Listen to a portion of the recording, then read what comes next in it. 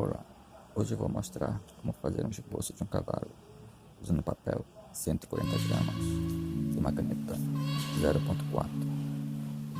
Eu busquei referência no Pinterest. Observe que é um desenho simples, feito sem esboço prévio de nada.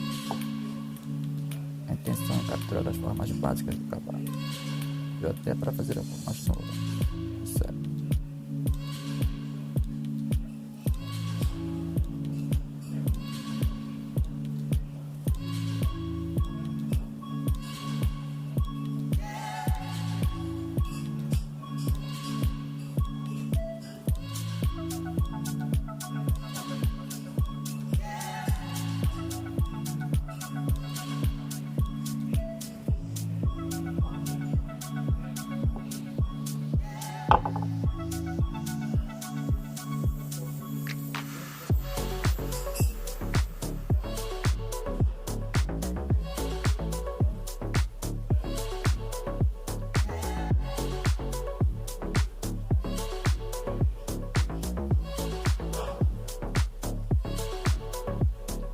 Usando um pouco de sombra para dar um volume na cabeça do cavalo.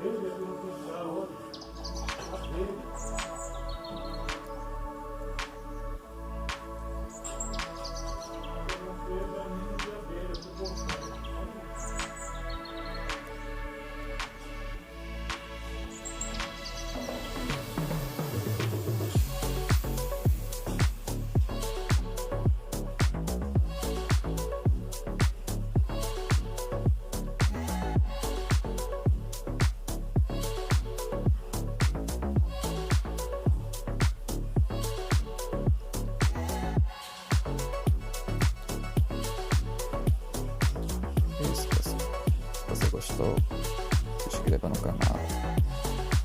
Valeu.